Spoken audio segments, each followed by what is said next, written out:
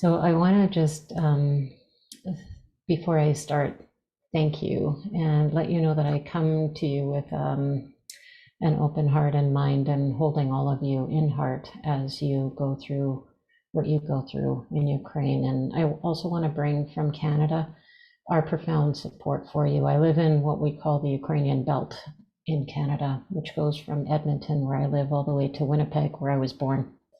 And this is a very profound area within Canada that is supportive of Ukraine and has many, many people from Ukrainian heritage living here, including myself. So there's a profound commitment that we have to you, and standing in solidarity as much as we can from afar with all of you and holding you in heart. I also come with a commitment to the Ukrainian people from even my studies, where I studied a lot of Ukrainian culture and Ukrainian spirituality to be able to round out some of the mental health expertise that I had developed over the years to be able to provide support for those who had gone through traumatic experiences. So I'm coming to you with that lens, an integrated lens from those perspectives. So I'd like to touch a little bit on spirituality and mental health during war. The focus that I'd like to leave you with are a few. One, Eric mentioned moral injury, another, hope, and a third, forgiveness. So those are the key words that I want to just leave you with right now. I'm from the University of Alberta, so in Edmonton. So just that piece, just so you know where I'm from. When I think of you, when I think of what is occurring in Ukraine, I think of the strength, the freedom, the pride, the courageousness, the perseverance, the fight for very existence and identity that is so inherent within the Ukrainian people, going back for generations and millennia, and how there is a moral imperative and an authority that all of you have to be able to support one another and support your people. And I just want to start with the strength that you have and the encouragement to dig deeper all the time and hold on to that core within you of your very existence and your humanity. I stand very proud beside you, watching you as a people be strong in who you are and standing true to who you are. So I want to start with that as well. You live in a VUCA environment, what we call a VUCA environment, where there's much volatility around you, uncertainty, complexity, ambiguity, where things are happening so fast that it's sometimes difficult to identify what's happening, what will happen next, how things will impact things around you, and how to plan for that. Amidst that, you've been marvelous from what we hear, and I don't know even a sliver of what you've been experiencing. But the amount of planning, the amount of support that you give to one another and to the people of Ukraine is critical. And the example that you stand for amidst, as a model to the world, is really striking. So amidst the volatility of the environment that you live in war, in this context, I hope that you know that you stand as a light shining in the midst of a darkness of war to show us, the rest of the world, how to be strong and courageous and persevering in the face of atrocity and people trying to harm you. And I want to accentuate that because of the brilliance of your light that you are, and how you as a people and you as therapists are also that for those who you serve. The very threat that you face to life itself, to existence, to the identity of the Ukrainian people is striking. And know that others know that and recognize that and want to support you in being true to yourself. So amidst the volatility is also an opportunity And that opportunity is one for each of you being, reaching your potential, shining brightly, and being an example to not only the people in Ukraine and those that you serve, but to the rest of the world. So thank you on behalf of all of us for being that bright light. The response has been striking in terms of what NATO offers, what other countries around you offer, the weapons, the machinery. And I know there's always more that is needed, an amount more needed. I want to look at embracing the human factor, embracing humanity, each of your own, each of our own, and also the humanity of those that you serve and work with. This is a diagram that I like to share just to contextualize a little bit of what we see in terms of where and what kinds of interventions you offer right now to be able to situate where to intervene and what kinds of interventions to deliver to whom at what stage in the recovery. And that might be you and I as well. On the left side of the graph over here is an example of well-being and resilience, or adaptability and flexibility. Being able to be in the green, if we could call it that, being well, being resilient, being ready, being open and flexible. Or being in the red down here where people are struggling, and everything in between. Some of the clients that you see are going to be everywhere, from doing really well to not so well. And they may have one impact that hits, one struggle they face, another struggle they face, another struggle. And some people are going to have various trajectories of how they respond to those different impacts before an impact happens, when an impact happens, and a process by which they recover, or a process that they follow once they've been impacted.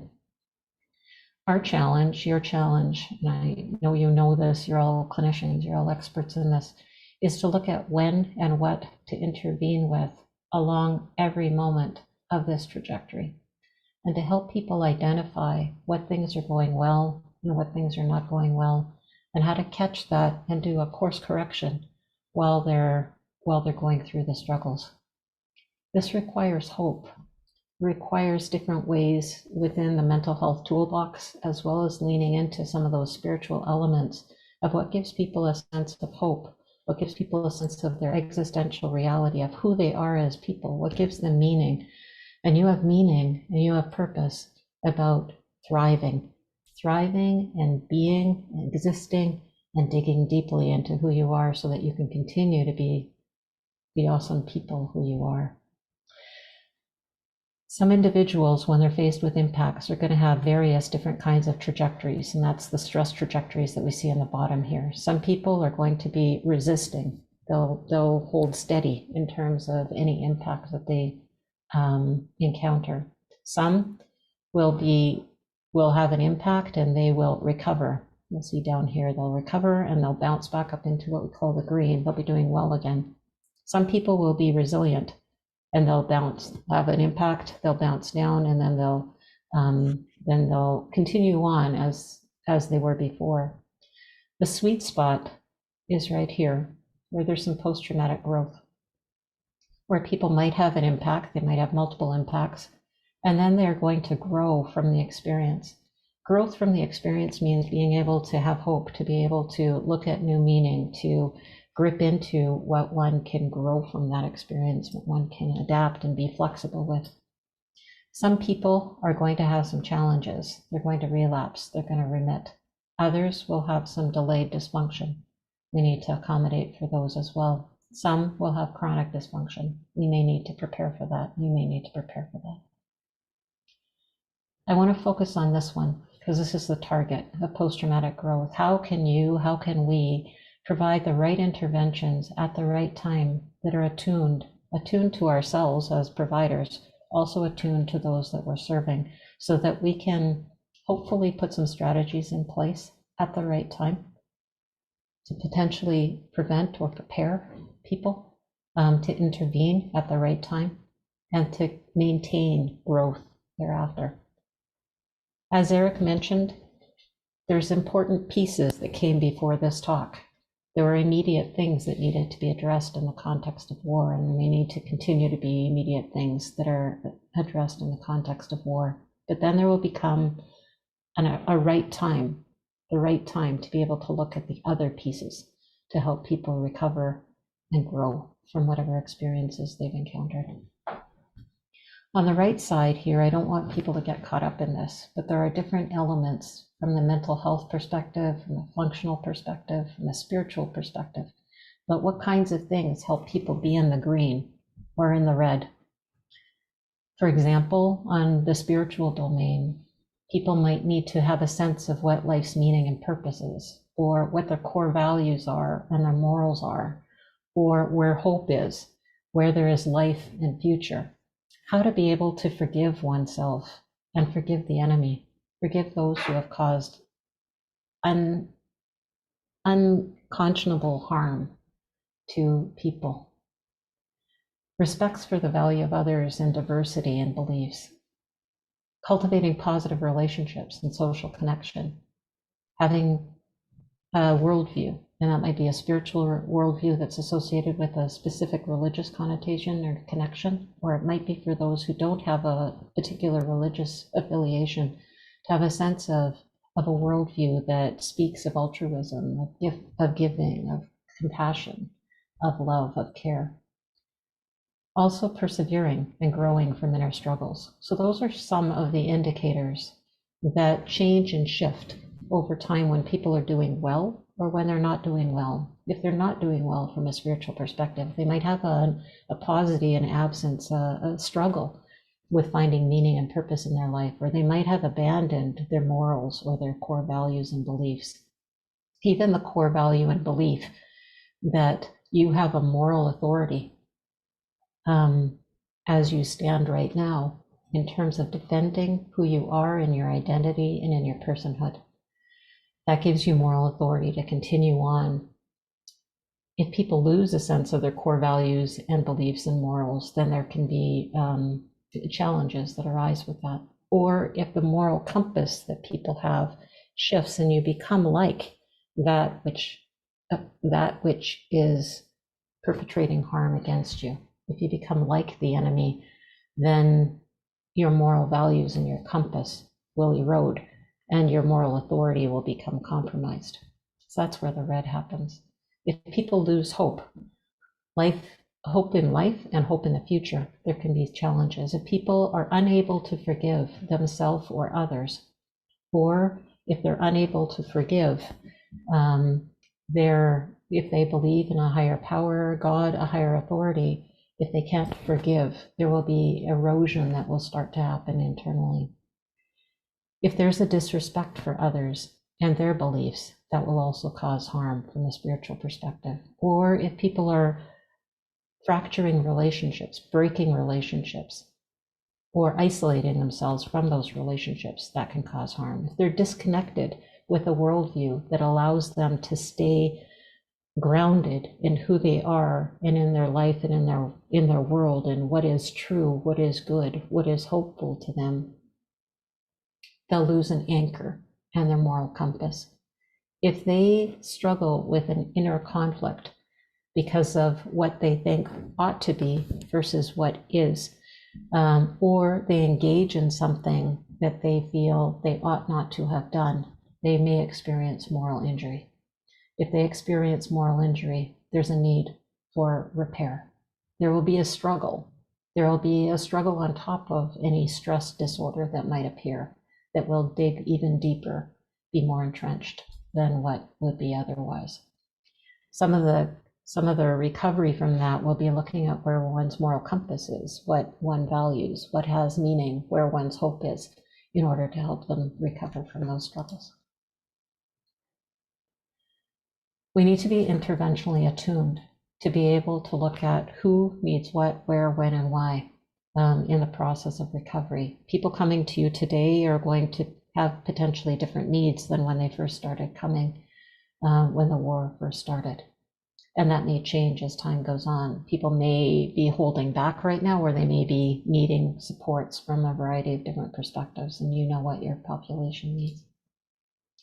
We need to listen not only with what the clients say and what you in yourself say to yourself, but to be aware and attuned to ourselves as therapists, as practitioners, to look and see ourselves, listen to ourselves, listen deeply with another ear to our clients and to those who we serve. Who are they really? Where are they really at? What do they need now? What will help them maintain their well-being right now in the face of the struggles that they're dealing with, and also the strength that they have so that they can move from a strengths-based perspective and deal with the struggles when it's time to do so. We need to look at 3 different kinds of components. When is it time to help people promote their well-being and their strength and uplift them and strengthen them so that they have the courage and the hope to go on? When can we look at preventative interventions that help people stay strong and steady in the course of their journey? And when is it time to give the interventions that are absolutely essential? And that's a question of timing, of looking at who, when, what, and how we provide what to whom. Facilitating resilience is leaning into someone's strength, their ability to adapt, their flexibility, their plasticity, their ability to manage the different kinds of contexts that they're facing. You have been profoundly resilient as a people. You as therapists are resilient in what you do and how you stand beside those who you serve.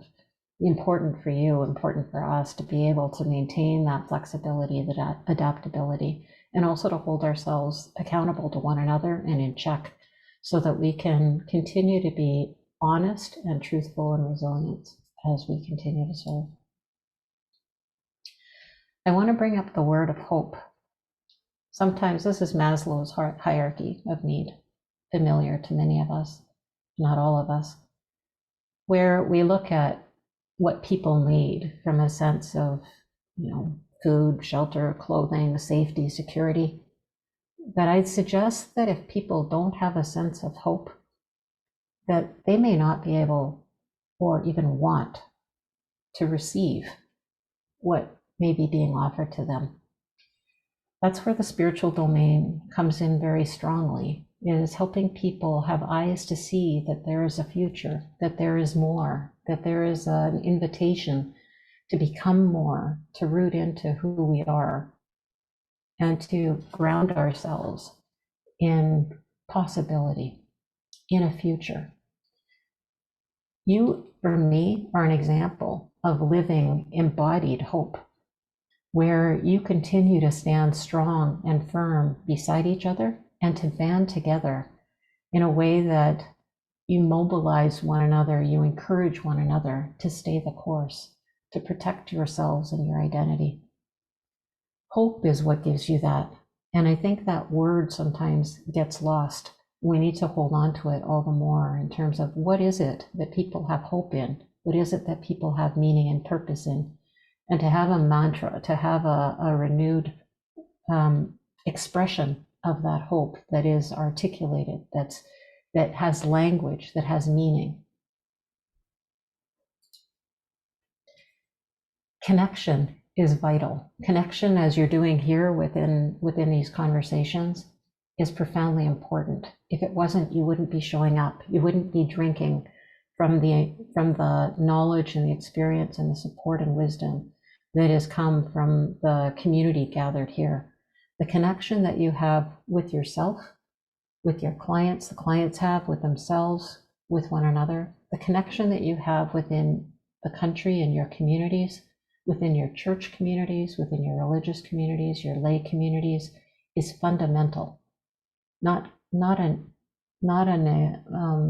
something that is an option, but rather is an imperative.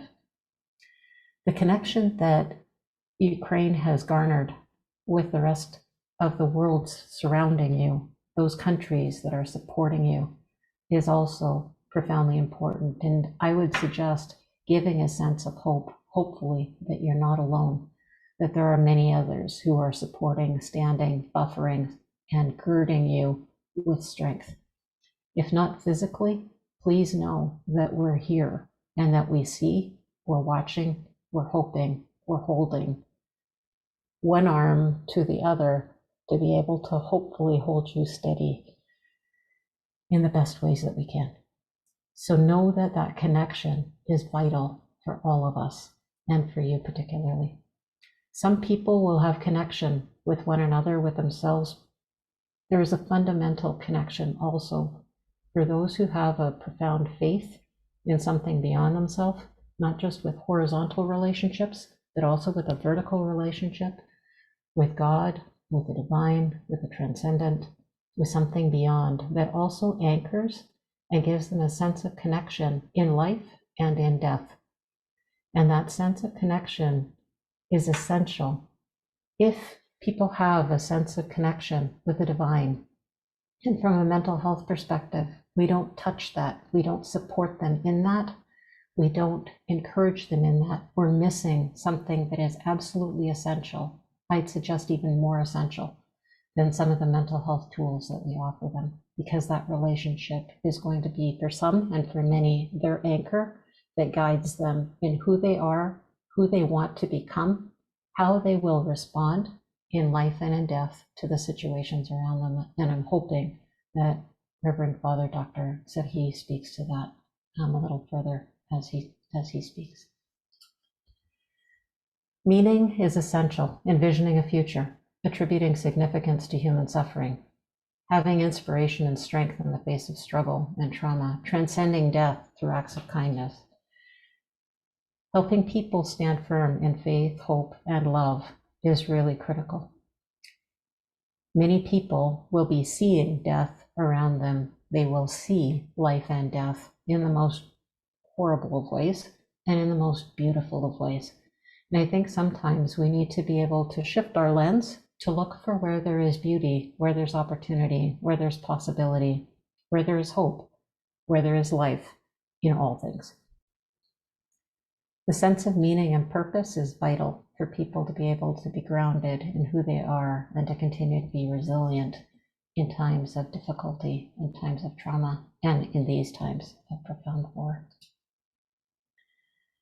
This opportunity that's going on here is a profound one in terms of capacity building for your training, for your knowledge, for your skills, for your sharing, your community building, your connection with one another. And I take great hope in Eric and Irena. I want to give you the validation of the importance of what you're doing here to be able to build capacity. This is more than a 10 on 10 for me in terms of reaching out and giving validation and affirmation to those who are serving and providing strength. Capacity building, though, is also with your clients. There's capacity building for you. There's also capacity building in and through the therapeutic process and through our spiritual and mental health perspectives to be able to build capacity for people to stand true to who they are right now, to leverage the communities that are so much entrenched within the Ukrainian society, to be able to look to those social supports, leverage, to mobilize, to lean into those social structures and build capacity within them. Faith-based communities are one of those essential, vital institutions within your communities that have many gifts and many tools that some people may not even be aware of, some may be aware of, that are vital to this time of war. And a lens and a toolbox of practices, spiritual practices, be those sacramental practices, be those social practices that can be fundamental to helping people get through these times. Forgiveness is one of them. We see many others, and I'll leave it to Reverend Father Dr. Serhii to speak, if he so wishes, on some of those practices that might be available within the Ukrainian context to be able to support people, in addition to the mental health pieces that people will lean into. So building capacity from an individual, from a family, from a social structure, using all of the resources that you have, is going to be vital to build capacity. We have a profound call to action. You are already responding to the call to action, to serve those around you. We have a moral imperative to support you. We all have an imperative to embrace the humanity of you and also those who you support and those who are struggling, to work together, to build up people's strength, to reach potential, to help people find meaning, purpose, and hope, to be able to forgive, even when it looks like forgiveness is not a possibility. Forgiveness is a deep challenge, to be able to reconnect with oneself and integrate oneself, and not bear the burden that actually can be like a brick around someone's neck, that holds people back, but rather that empowers us, something that enables us to let go and be whole ourselves so that we can move forward. We need to partner together. We need to coordinate efforts. We need to facilitate interventional attunement, knowing what to give at the right time as an intervention. And that may be a mental health intervention. It may be a spiritual intervention that facilitates meaning, purpose, hope, forgiveness, an anchor in moral values, and a lens that can help people stay the course, stay true, so that your moral authority remains intact and your compass pointing to true north. The compass towards true north will enable you to move in the right direction as a people. Building capacity is essential, and there are many resources that can pull together for that. Reverend Father Dr. Serhii, I'm going to pass the baton on to you. Carry it forward from here. Thank you, Suzette. Before we go there, this is delightful. This is wonderful to hear. Thank you so much for this brilliance in this speech, Suzette.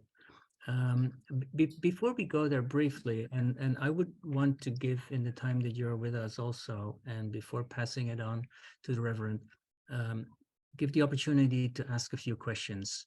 And there may be questions in the chat, and Irina may be able to relay some questions. I have one to start with, if I may.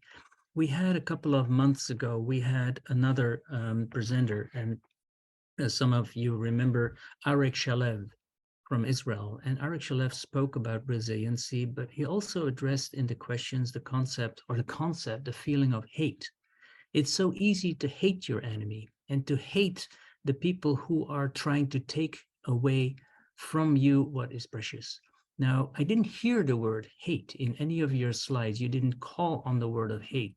It is a very primitive, maybe, word, but could you speak to that? How to deal with that, or any thoughts that would come to mind? Many thoughts come to mind. I think it is so easy to hate those who hurt us, let alone those who try to kill us, let alone those who try to annihilate you, let alone those who want to completely obliterate a people.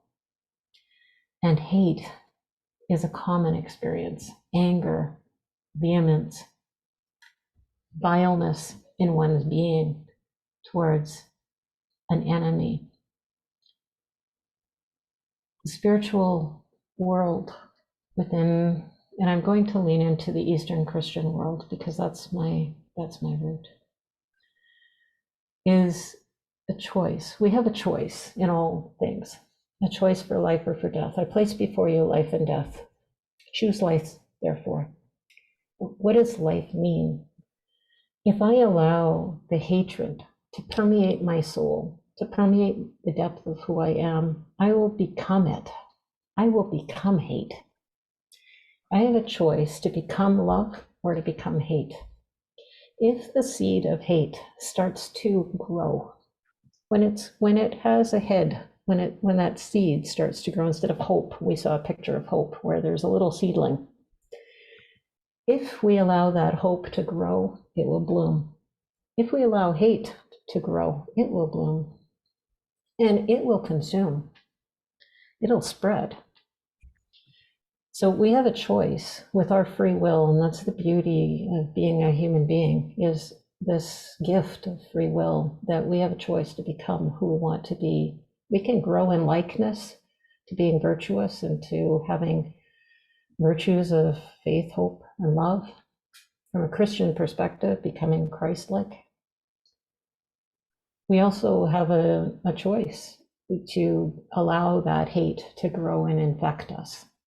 And it sometimes takes a desire to desire to desire to desire to hate the hate that's growing in me, if I can say that. To hate the seeds that start to percolate or get rooted and entrenched in my heart or my being, that start to cloud my view, that start to confuse my thinking, that start to take me away from my moral anchor, my worldview that says I have a choice between being loving or being hateful.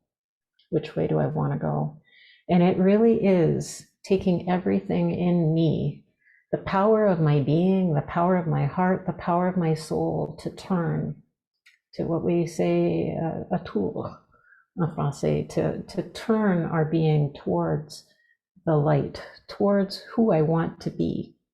And if I turn my light and my being with all the power of who I am, my soul, my heart, my mind, my physical being, if I turn that towards hope and love and keep that, and this is something that from a faith perspective, I don't know how people do it, frankly, without faith. I don't know.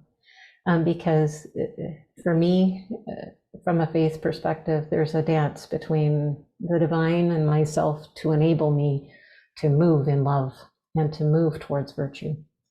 I don't know how you do that without a faith perspective, to be able to forgive and to not hold on to love. That there is something for me that is greater than me that allows me to stay anchored in the moral anchor of who I am, but more than that, the relationship of connection with the divine that invites me to stay true to who I am. Now, that's a faith-based response. That's a deep Suzette response that says, I have a choice to be alive in faith and love, or to grow in hate, and that I can't do it alone, that I need community around me to hold me steady, to hold me accountable. And also I need a depth of belief and faith to help know that I'm not doing it alone. I need grace to be able to stay the course. And I would say that we can do it by choice. We can do it with our heads, but there's something about doing it with my head and my heart that allows me to stay steady and not to allow ourselves to be infected. And I really mean that, to be infected by seeds of hate. So that's my deeper answer to a hard question. Thank you for sharing that deeper felt response to this difficult question.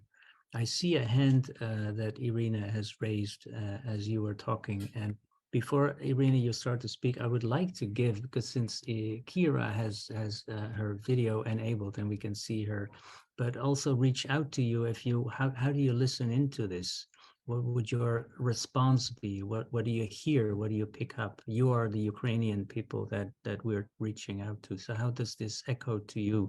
Of course, we will listen to Serhii and me, but just give the floor to maybe one or two. But Irina, maybe you can facilitate that.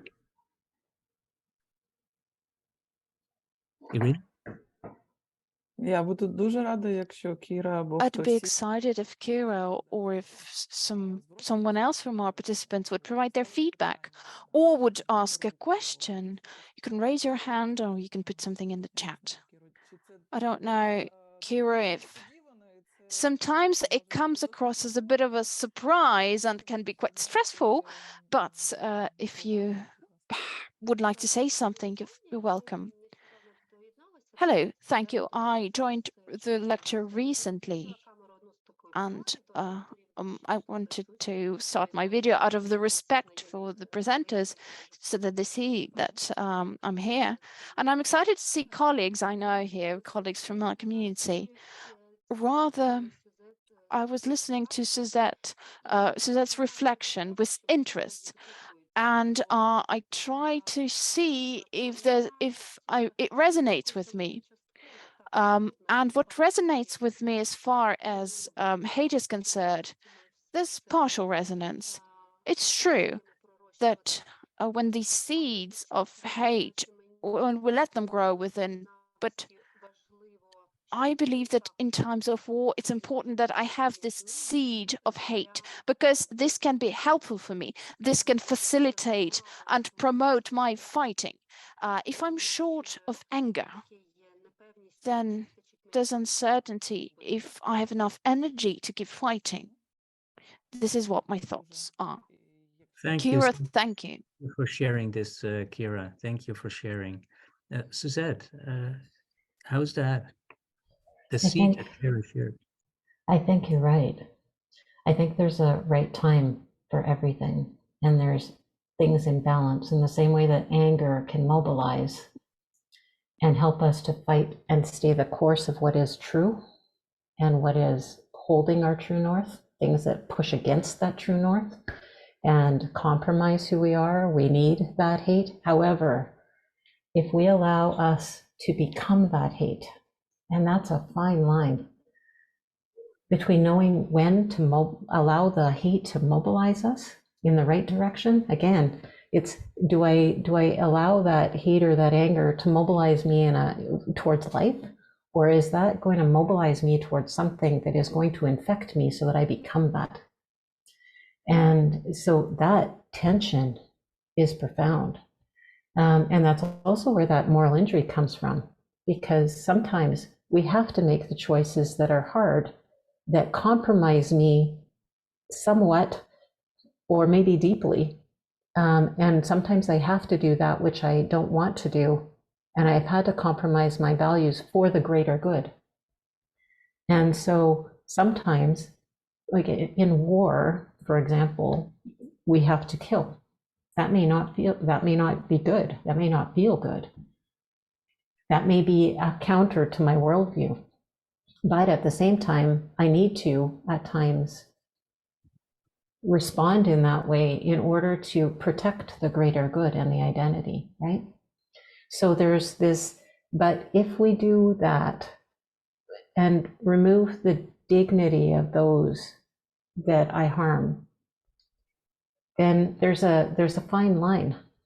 And I think that's what we need to be attuned to. So yes, I agree with you 100%. In terms of allowing that to mobilize, but not to overcome. And there's a reason for just war. There's a reason for protecting oneself and one's people. And it has to be animated. That's where there's the right time for the right thing in the right place with the right people. And we have to be attuned to when that is. So going into war, we need to mobilize those feelings in order to be able to advance the cause. Right. Thank you. I would hold my breath to answer to start another question, because we have another speaker and we have more time. But since you leave in about 15 minutes, maybe one more question. Nadia or Yulia, if you have a pressing У question. нас є в чаті запитання. We have a question in the chat. Please. Yes, but it is in Ukrainian. Can you translate from Natalia? Я прочитаю, добре? I'm going to read it, okay? Please.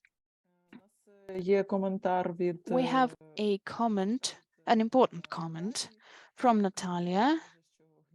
She says, anger and hate are different things. Anger and fury mobilizes you, whereas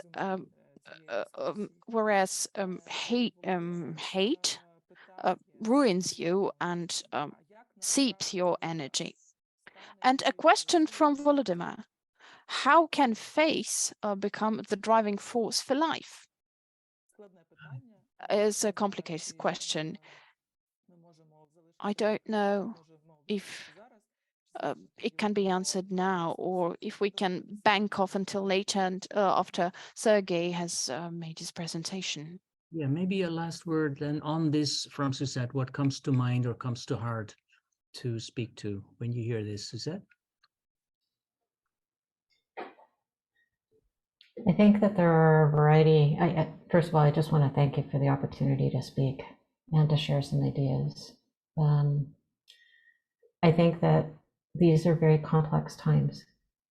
And the biggest thing I really want to leave you with is the incredible gift that you are as people, the brightness of light that you are, and the encouragement to stand steady to what you believe in and the meaning and purpose that you have, to mobilize where you need to mobilize, and to be in the right place at the right time, to be able to achieve the things that you want to be, and that's the greater good for your people and yourselves.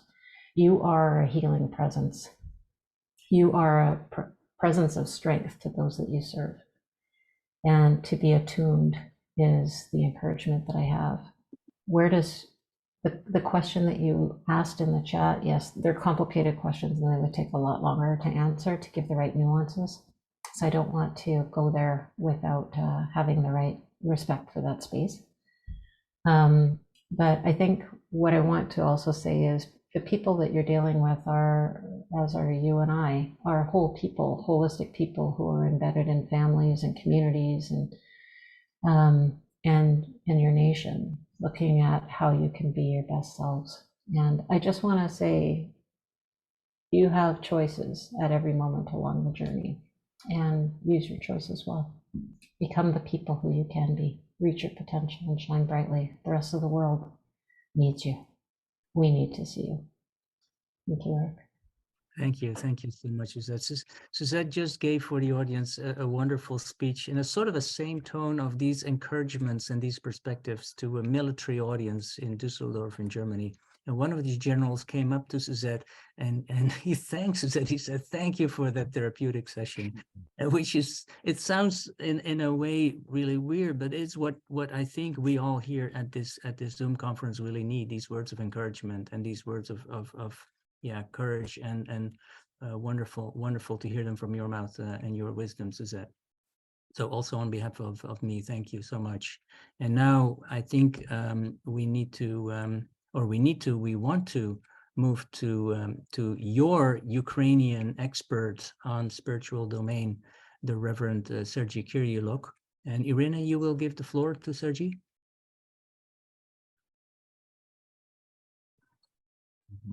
Вітаю, вельми шановні експерти.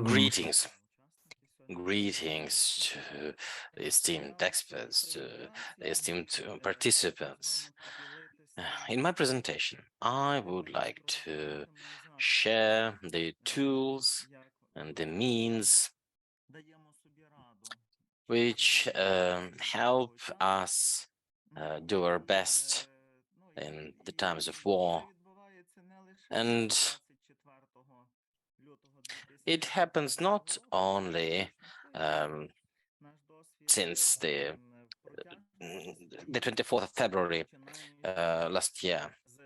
It all has been happening since 2014, at least in our experience, when Donetsk and Luhansk regions had been captured.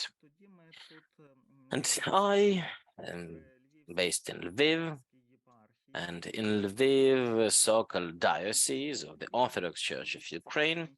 Back then, we have created this advisory center to help people who suffered from the war, from combat activities. And then another important milestone in our activity had been March 2019, when our advisory center was expanded with the chaplain school. So what are the foundation of our activity? Of course, we understand the biopsychosocial structure of personality, which is in full synergy to the theological understanding of the humans as spirit, soul, and the body. So religion gives us not only the possibility of the horizontal contact amongst people, but also this vertical connection to God. Of course, we accept the biblical position, but we work in the integrative way, and we choose everything valuable and everything which potentially helps the clients and the patients. If since March 2014, the activity of our center had been focused on individual assistance, and this individual assistance had manifested in the creation of this safe transitional space in our diocese. Essentially, we had a place where people who were in need, who had this understanding that they must have support because they have an issue with their soul or their spirit, they could come there. And it was free from stigma, which still is present in many mental health facilities in Ukraine. And we have the multidisciplinary team in this center. We have psychiatrists, we have psychologists, but the priest is the key of the team. So we had over 4,000 people coming through the center. And if you see, in almost half of the cases, we managed to achieve resolution right there in the center. And only in 10% of the cases, we required additional referral for psychiatric care. But what's important, we managed to ensure that we managed to provide all the care needed through the center. The problems are usually universal for trauma. We have the collapse of the symbolic functioning. And we understand that when people are traumatized by the war, they perceive their situations among them quite literally, and then they feel aggression towards their environment. They also had been undergoing the rethinking of their identity and identification. They were losing their attachments. They had problems with re-socialization. And finally, this cross-cutting issue had been the loss of faith. That's why having a priest in the team is important to help restore this vertical connection to God. And in our center, it had been the Christian-centric approach, which helps us get more resilient and to have this post-traumatic growth. So we have the medical chaplain school. And why is it important? Because we understood that now the priests, the clergy, they need the expansion of their competences. So in this school, our clerics are able to ask these additional questions, which would help clarify if the person say only has the feeling that they have lost God's presence in their life or the loss of faith. And that, of course, is the competence of the church. The church has all means to restore this vertical connection with the higher power. But the priest could also ask additional questions to see if there are some mental health issues and probably refer to a psychiatrist. So we have had this tool which we teach for our priests, but yeah, it would require too much time to explain the tool, so I will just skip it. And we have published a guidebook for clinical pastoral care, the diagnostic counselor in psychiatry, and this helps delineate the competences of the clergy and the competences of psychiatrists or psychotherapists, and the tool set of highly specialized care. So let me give you an example of the classes which we have with the priests. So we teach them about the personality, how the personality is built, what are the signs of depression, what's a neurosis, what's a psychosis? How do we distinguish the two? Acute stress and first aid, and the principles of palliative and hospice medicine. It's also a component in the studies. So since the 24th of February, well, it should have been February, it's an error on the slide. On the day we understood that we cannot assign a priest for every person, and we cannot assign a psychologist for every person who needs it, who suffers from the war. So we started introducing group work to work with the vulnerable population, people who were especially affected by the war in Ukraine.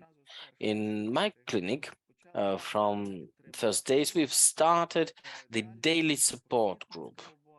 We've also had some awareness campaign.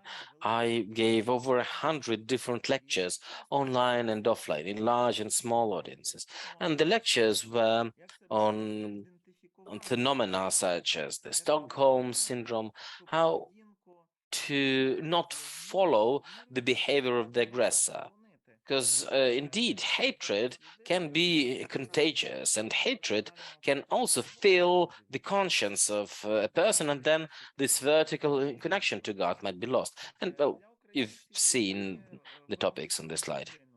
For Ukrainians who have had to leave the country, we've created a Telegram community which has over 1,600 psychotherapists all over the world. So these psychotherapists communicate with Ukrainian communities in the countries which host the Ukrainians expelled by the country. Indeed, they're not refugees. They have been expelled due to war. So we have to understand the norms and the culture of the host countries, and the psychotherapists engage in this process actively to help the Ukrainians adapt to the host countries. For those Ukrainians who remained in Ukraine, we have two main projects which are now active. The first major project with Professor Renos Papadopoulos, and the other with Ms. Gila Petrov. These two projects have been implemented through Elios Ukraine and the IOCC, the International Orthodox Christian Charities. So the first project, the Lviv project, as we call it, it is aimed at strengthening the Lviv multidisciplinary integrative team, which I represent. Throughout 2 months, last autumn, 24 priests have completed the training under the guidance of Professor Papadopoulos, and 10 of these priests have completed the full course. Now we recruit 20 psychologists who would undergo a similar training of trauma-focused therapy. And after that, we want to merge the two groups of the clergy and the psychologists, so that we would be able to have this integrative multidisciplinary tool, multidisciplinary team, which would consider both the spirituality, the psychology of trauma, and would also have some psychiatric competences if people would need that sort of support. We have also the Soul Ukrainian project with Gila. It's slightly bigger, and it's interesting because it also is about trauma-focused therapy, but it is taught to social workers. They will be the leaders of psychosocial support in the regions where they are. We've selected 6 main regions, and the logic was the following. There's Kiev and the Kiev region.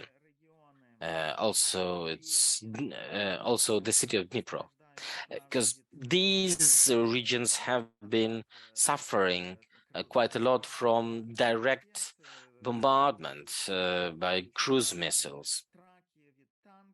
And there were even tanks in Kiev region, for example.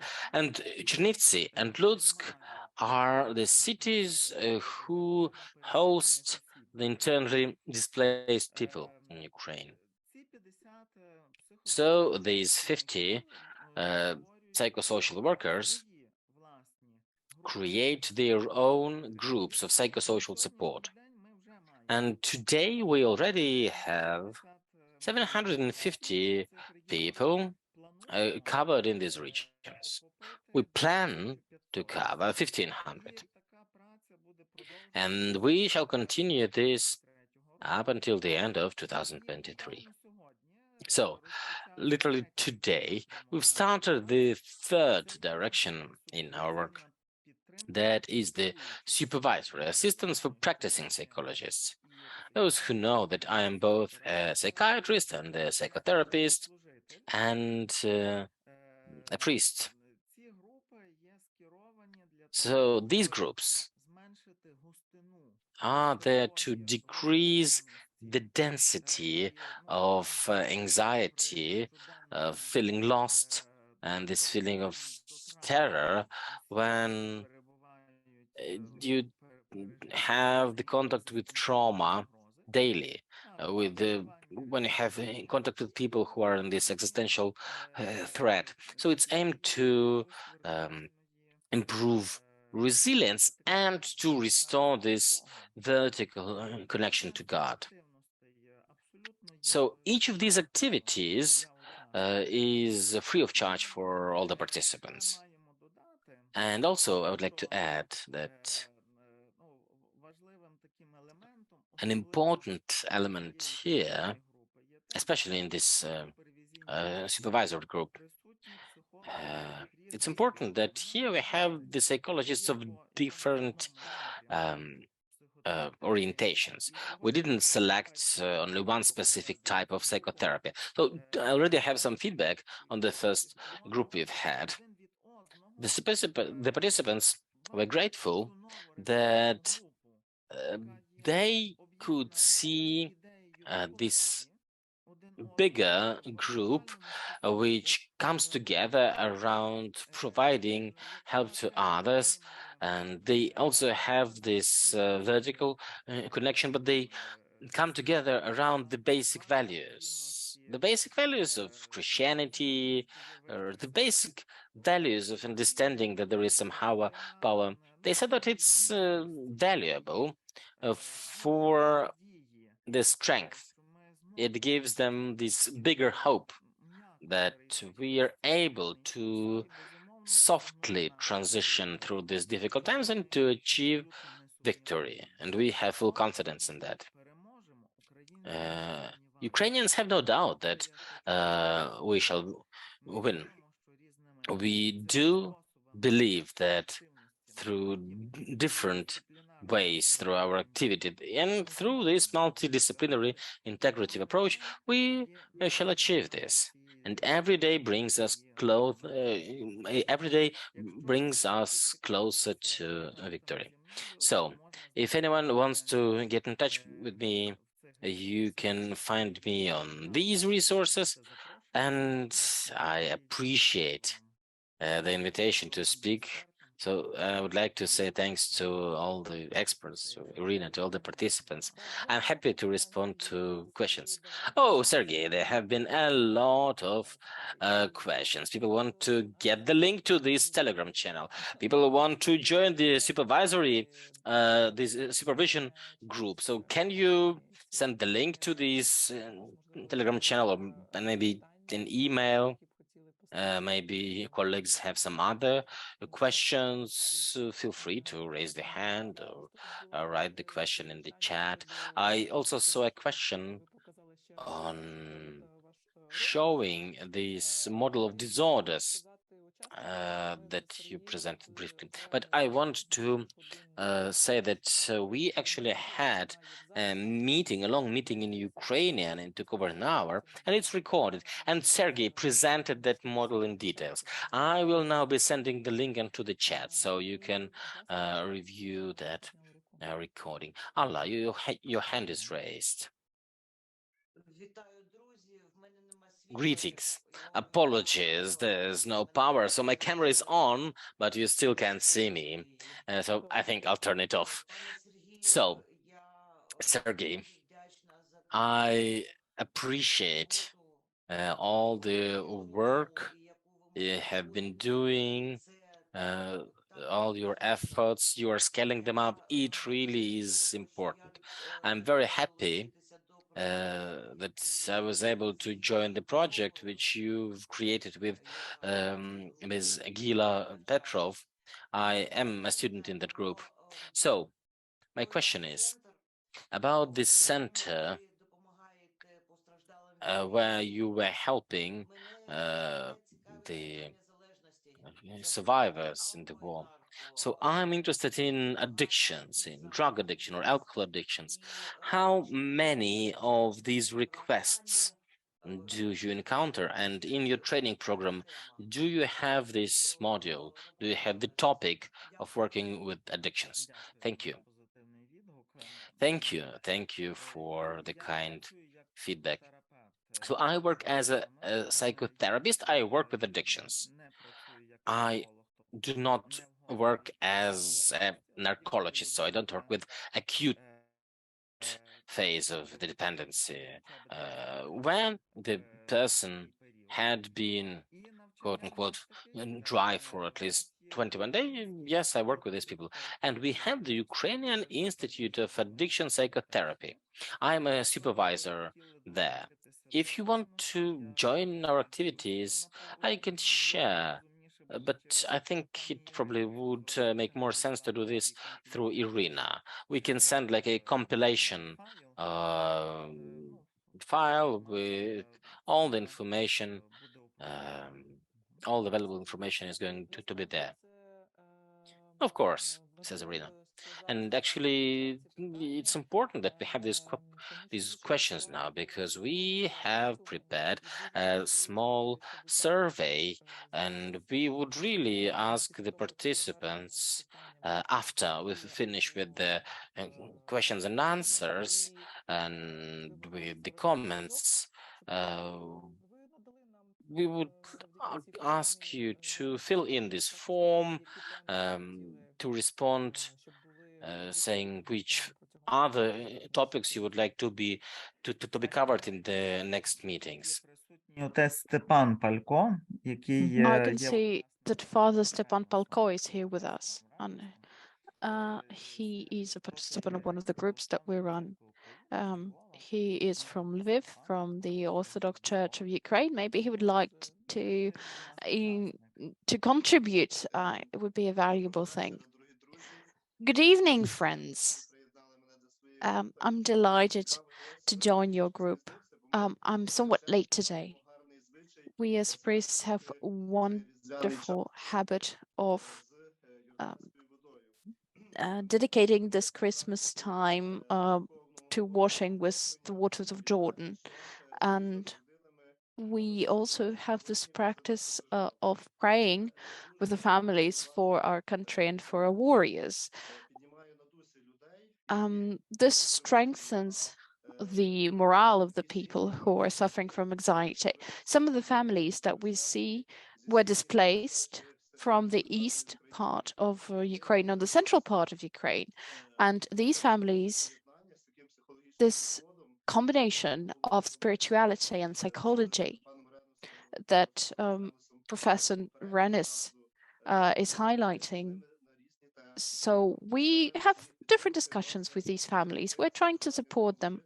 We would like to reinvigorate this desire for life in these families so that they want to live again. And if they suffered any losses, be it pecuniary losses or spiritual losses, we talk to them about Christmas as a time, Christmas as something that brings light in these times of cold and dark. I believe you as professionals can augment our work through the science that you do, whereas what we can contribute is this spiritual dimension, our experience as clergymen. So I'm late today, as I said. Maybe I didn't hear all of the presentation and I had very poor internet connection. So I lost about 30 minutes worth of this meeting and I regret a lot. But I heard about Serhei's projects. I think it's a much needed thing for our joint victory, so that common sense and truth wins in this time of challenges and tribulations. Stefan, thank you. Thank you for your work. If you don't mind, Eric, I would share my story of how I met Suzette. Suzette was the first speaker from Canada today. Yes, please. She's a colleague. Yes, please. Yes, Suzette invited Eric and I to have a discussion with the Edmonton Diocese of Greek Catholic Church. We had the privilege to be present at the meeting of this diocese, and we covered the mental health of Ukrainians, something to pay attention to. So it was a dialogue, a similar form, a dialogue between the priests and mental health professionals. And this is how we came up with the idea to create a similar meeting in Ukraine and to bring these two dimensions together. Irina, it's a wonderful idea. And we are grateful to everyone that stands with Ukraine and supports us Ukrainians to overcome this crisis, the physical violence that takes place. We as clergymen, we need to help these people. Thank you so much. Please invite us. We'd be delighted to attend. Thank you, Stepan. Eric? Eric, can I ask a question, maybe to Serhii or to Stefan? Now, I was born and raised in a Catholic tradition, and I'm trying to hold my faith as when in times of need dear to my heart. Now, it's a question, and it may be a very naive question asking now to you. There are several denominations that you addressed, Serhii. There's the Roman Church, there's the Greek Orthodox, there's the Ukrainian Church, there's the Russian Church. Now, are we clashing with all these denominations? Is that at root to provide meaning? Is there a denomination-based war that is underlying all of this? Or could you help me to put that in perspective?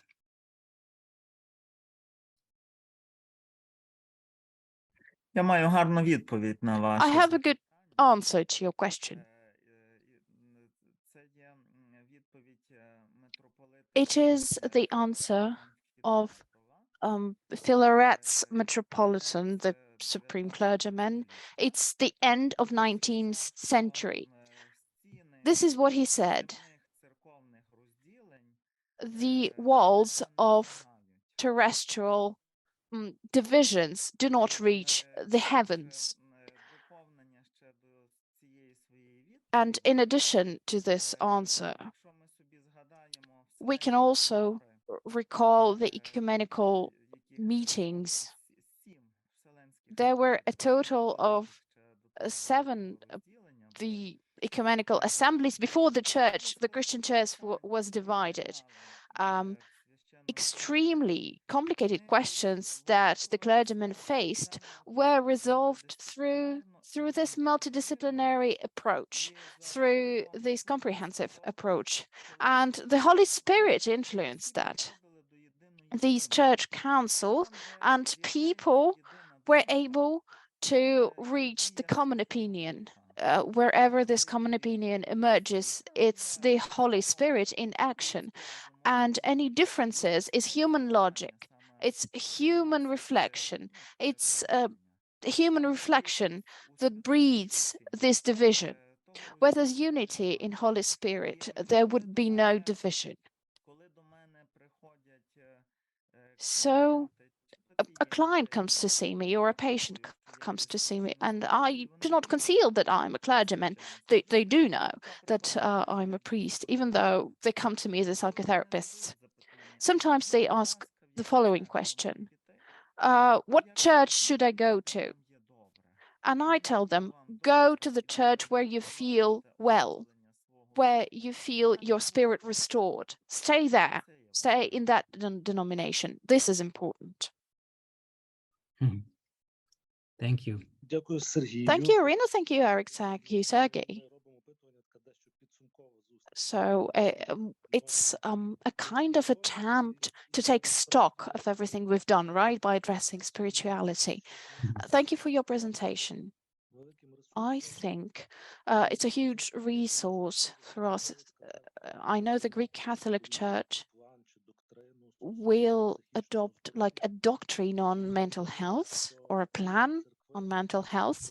And I'm happy that different denomination, Protestant and Catholic and Orthodox, think about it in Ukraine. We have seen the Church Council as various religious communities visited Rome representing Ukraine. And this is to Eric's question, the issue of defending the country, this unity, there's shared values, and it's a wonderful resource. But I'd like to point Serhii's attention to a dire need so that the diocese or in remote areas, the shortage of competent priests or psychologists. We know that in regional capitals, there's the biggest numbers of these people, such as your center. But I think if we need to work more with remote communities, because the shortage of those, and boys come back from war in their home communities. Therefore, you need to step up your work and efforts in remote parishes and areas. Thank you for giving me the floor. I wish you best of success. Please stay healthy. Please take care. Thank you. Oris, thank you.